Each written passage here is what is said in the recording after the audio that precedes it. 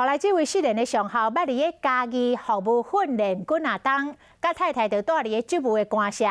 消息传回当地，厝边拢真唔甘，讲伊对人热情、热心公益，是一个真好的长官，希望伊会当平安。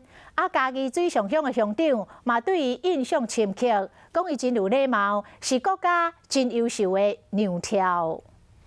在基地过年其实蛮好的，对不对？很多人可以大家一起过年啊。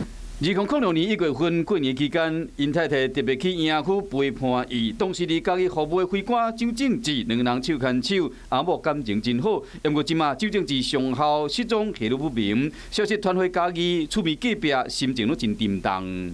都很好，因为很多刚群主很多都说他以前不错啊，为人很豪爽啊，跟好朋友了哈，做什么事讲什么了哈，都很坦诚啊，很真诚。 周上校是北部的人，捌甲因太太带入家己的职务官舍，后来调到法院了。官舍信箱就存伊无收的信件。非常 nice 的一个人哈，他彬彬有礼啊，对于我们地方的事务哈也常有参与啊，他也是我们现在的所在的地方的自治会的会长啊，也担任过会长，所以在这边是深受我们的这个同袍还有我们地方人士的一个爱戴。 即马大家拢望讲，会使赶紧有好消息，会使看到伊平安回来。